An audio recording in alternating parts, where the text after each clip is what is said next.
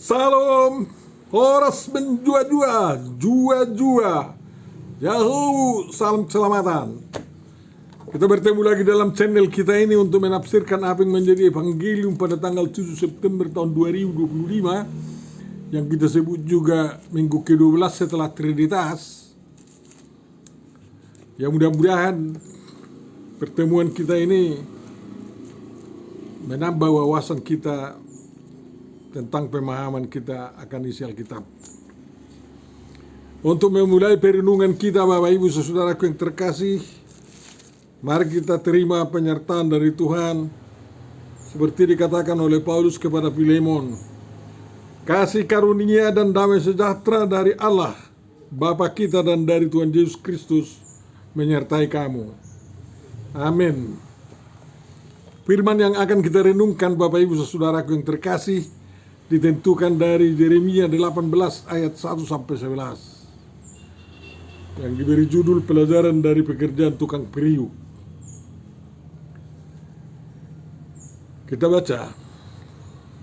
Firman yang datang dari Tuhan kepada Yeremia bunyinya, "Pergilah dengan segera ke rumah tukang periuk. Di sana aku akan memperdengarkan perkataan-perkataanku kepadamu. Lalu pergilah aku ke rumah tukang periuk, dan kebetulan ia sedang bekerja dengan pelarikan.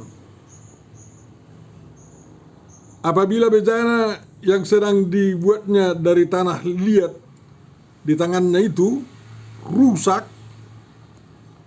maka tukang periuk itu mengerjakannya kembali menjadi bejana lain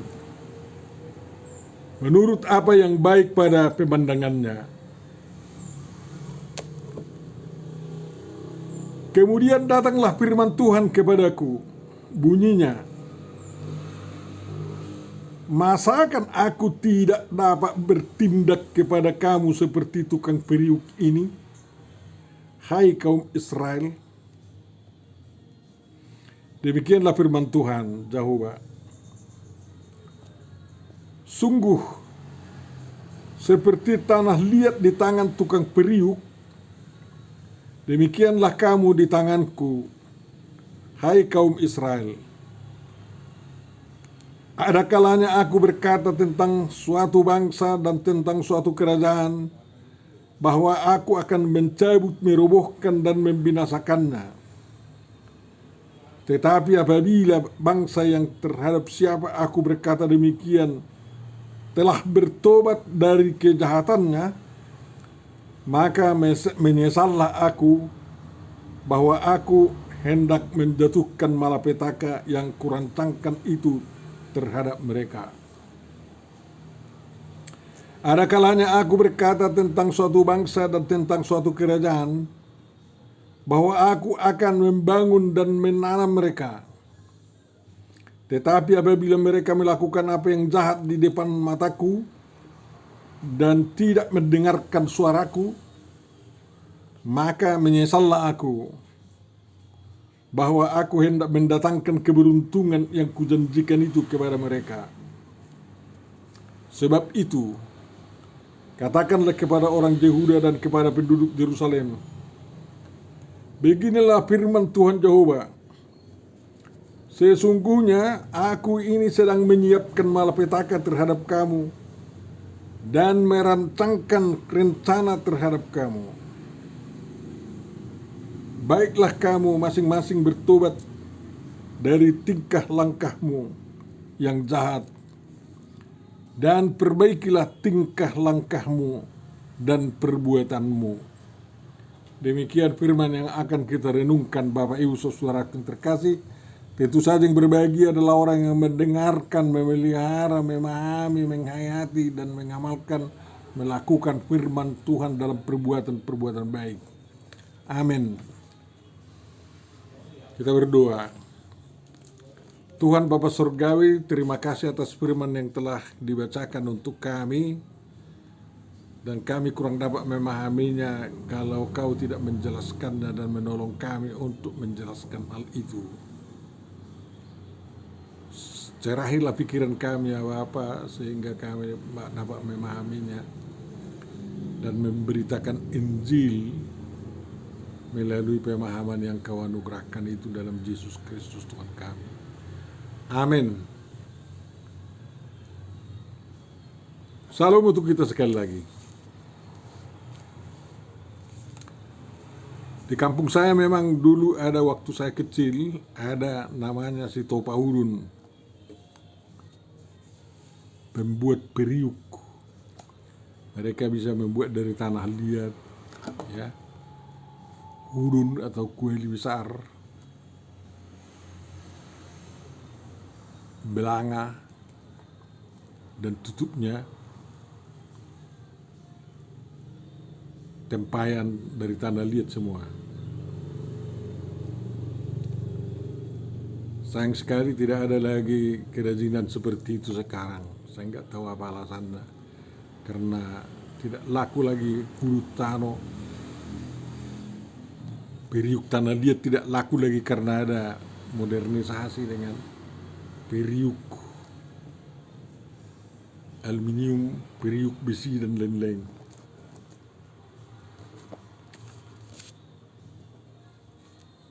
Jadi kita bisa lihat mereka bekerja seperti dikatakan dalam Alkitab ini. Tanah liatnya dipilih, yang disebut ate-ate nitano, intisari daripada tanah liat yang bersih dari kerikil-kerikil dan bisa kalau sedikit dilembutkan bisa dibentuk menjadi barang apa yang kita inginkan, tapas bunga dan lain-lain.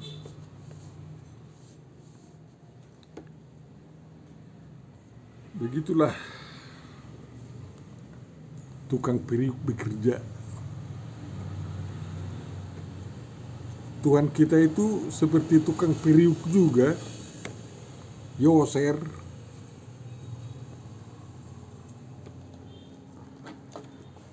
atau Klimaseos,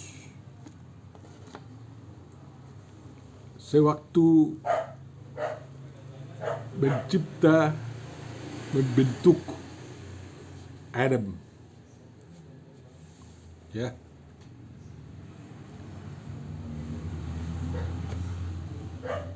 dibentuk dari tanah liat.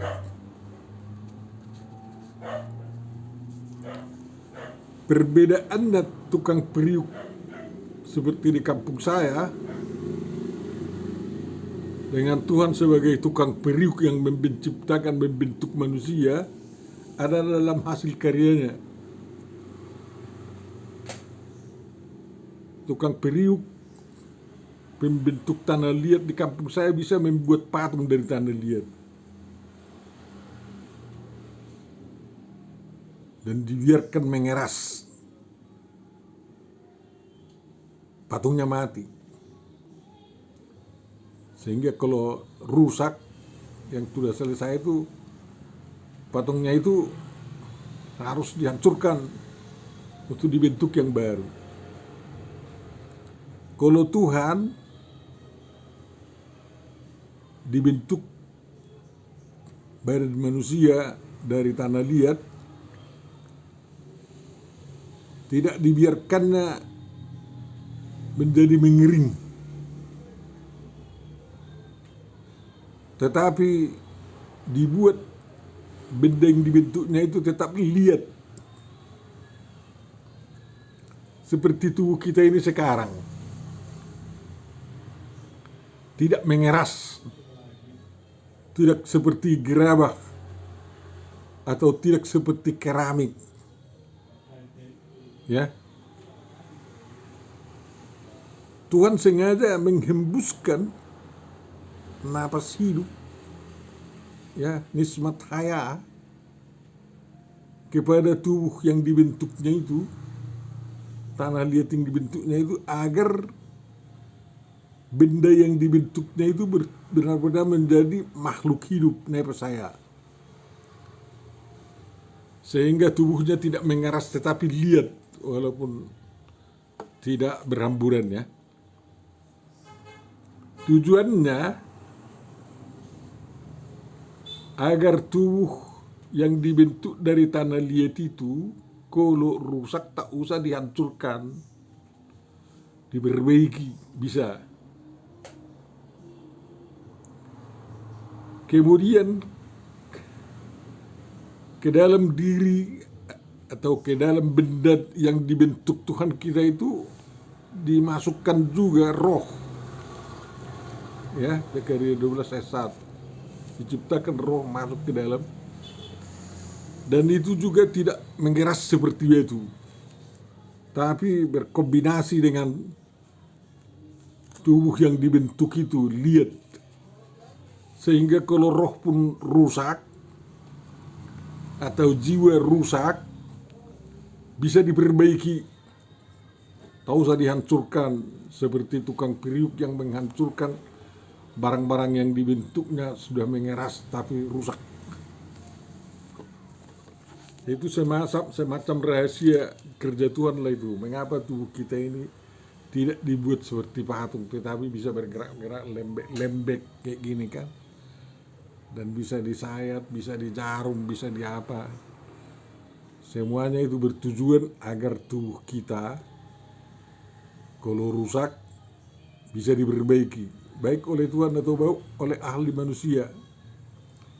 Dan roh kita itu, jiwa kita itu juga tidak keras seperti guli.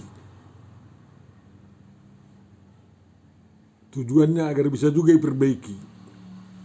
Jadi Tuhan sudah merancang manusia ini sebagai ciptaan yang tubuhnya dan rohnya atau jiwanya bisa diperbaiki kalau rusak.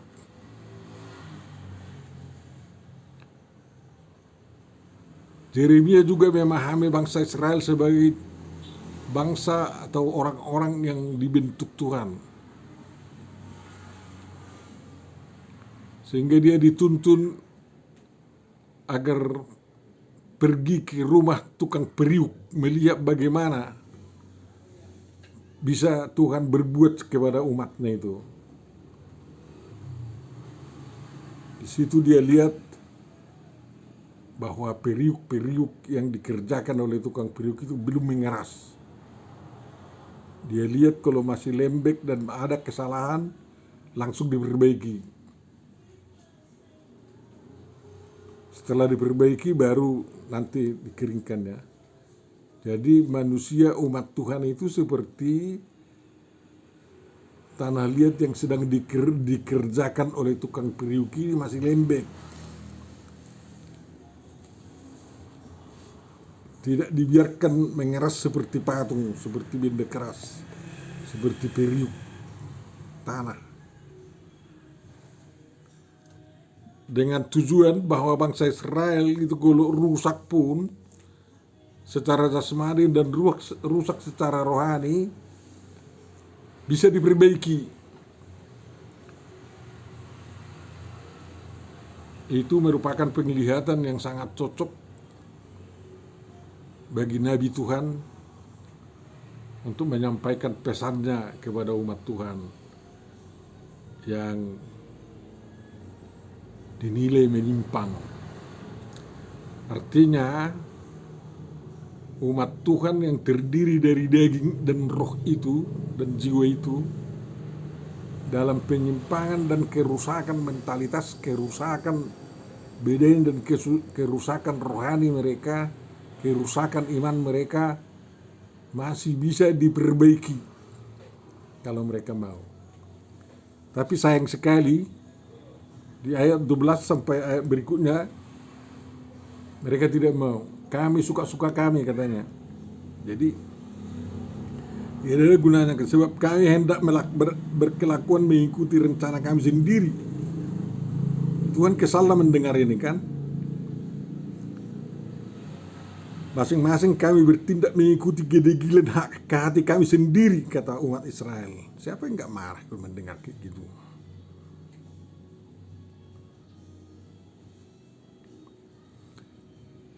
Jadi sebenarnya kalau Tuhan menyuruh nabinya menyampaikan teguran kepada umat pilihan Tuhan itu.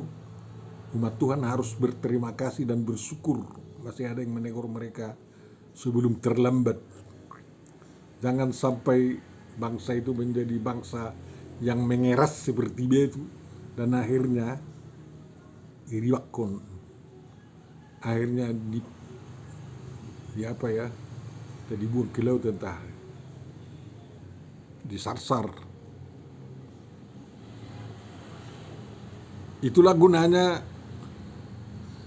kita bergereja, mendengar firman Tuhan, mendengar nasihat dari Tuhan agar kita bisa mengkoreksi diri kita sendiri dan melihat, mengevaluasi diri sendiri.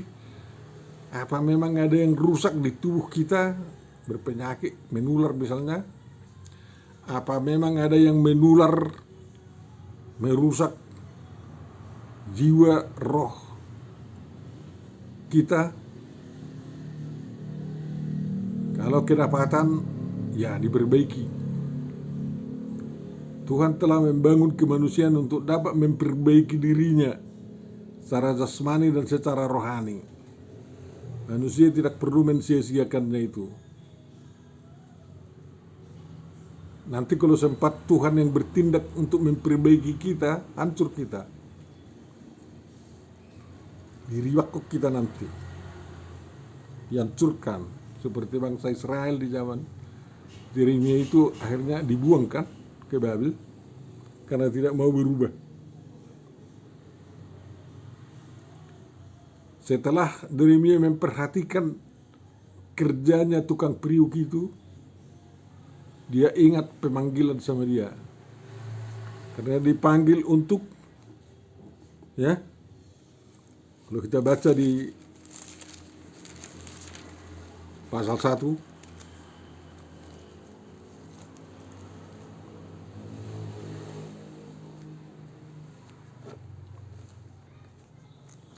Yeremia itu dipanggil untuk membangun, tapi juga mencabut, merobohkan, membinasakan. Jadi dua macam itu ditugaskan kepada Yeremia.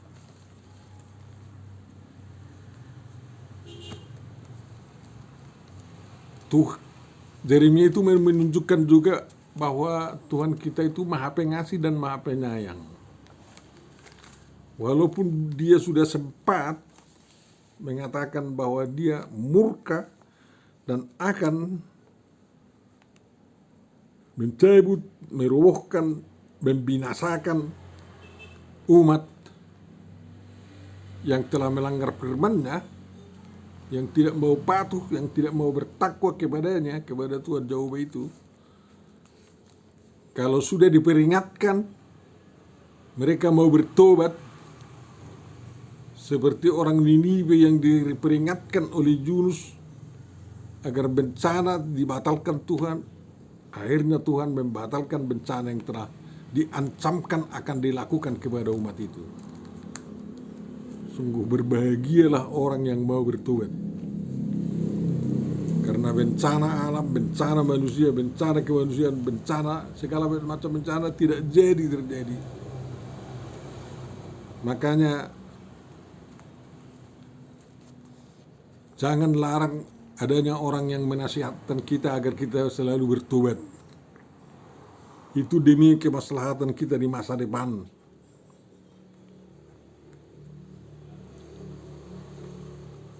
Sungguh rugilah orang, ya, kalau Tuhan sudah sempat berjanji memberkati, memberi keberuntungan kepada orang, tetapi oleh karena kesesatan orang tersebut, kerusakan mentalitas, kerusakan iman dan kerusakan jasmaninya, tidak mau bertobat, akhirnya janji berkat yang diberikan, yang dijanjikan Tuhan dicabut, dibatalkan, diganti dengan penghukuman yang lebih dahsyat. Karena Tuhan menghukum umatnya yang sudah tahu firman-Nya tapi melanggarnya, kepada umat yang melanggar seperti itu 2 kali lebih berat hukumannya. Makanya umat Tuhan jangan main-main, tanggung jawabnya besar. Kesetiaannya tetap diuji. Itu demi masa depan dunia dan demi masa depan umat Tuhan ya.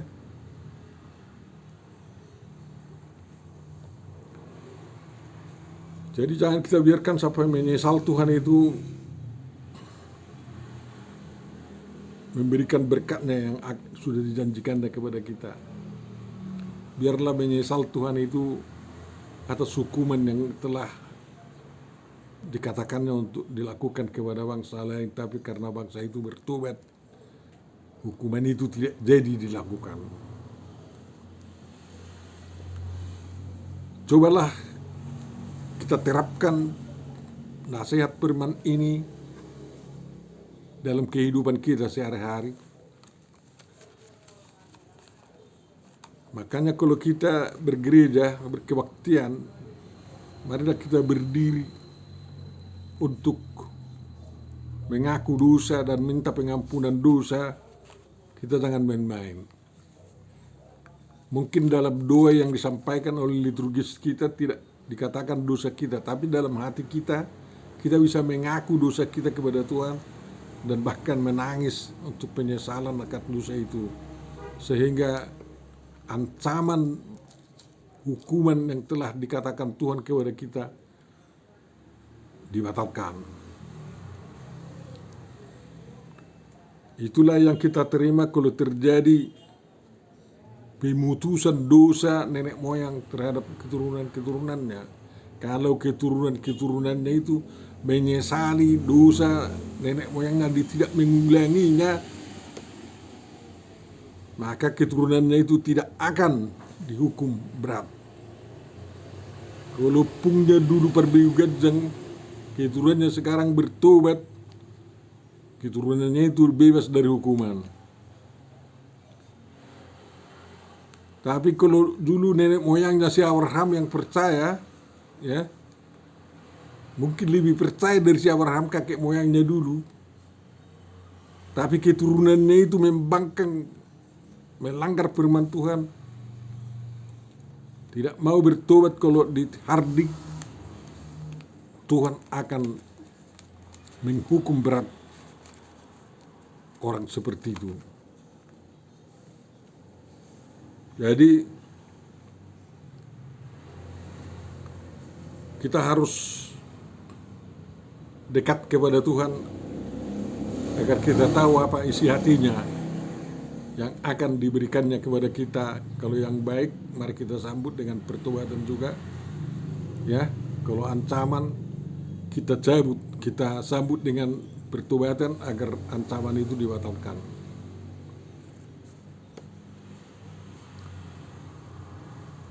Kalau kita mengaku dosa dan sudah diberi meterai pengampunan dosa, tentu saja kita harus melakukan perbaikan tingkah langkah kita, perbaikan perbuatan kita.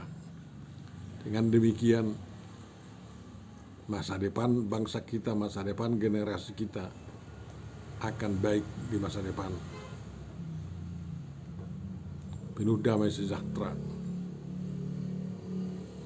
Keturunan kita menjadi keturunan yang dapat diandalkan di negara, di gereja, di masyarakat. Tiada yang lebih baik dari situ lagi kehidupan umat manusia. Bukan soal banyaknya kekayaan, makanya bisa begitu. Tetapi kalau menjadi orang berhikmat, orang yang betul-betul dapat diandalkan, itulah kemanusiaan yang sangat indah, sangat diharapkan di kalangan umat Tuhan. Tuhan memberkati kita semua. Mari kita perbaiki tingkah langkah kita, perilaku kita, budaya kita, cita-cita kita juga, demi kemaslahatan kita dan demi kemuliaan Tuhan kita. Amin. Tuhan Bapa Surgawi, terima kasih bahwa firman-Mu telah menghardik kami agar kami mau hidup senantiasa dalam pertobatan yang daripadamu. Sudah berulang kali Engkau panggil, Engkau suruh utusan-utusanmu untuk menyeru kepada kami agar kami bertobat. Kami datang kepadamu sekarang, kami mau mendengarkannya ya Tuhan. Berkatilah keturunan-keturunan kami, berkatilah kehidupan kami sekarang ini, berkati negara kami, dan berkatilah pemerintah kami juga, agar semua mereka menjalankan hikmat yang daripadamu. Sempurnakan doa kami dalam Yesus Kristus Tuhan dan Juru Selamat kami. Amin. Jangan lupa Bapak Ibu mensubscribe dan mengajak orang lain untuk mensubscribe dan melike-nya. Terima kasih.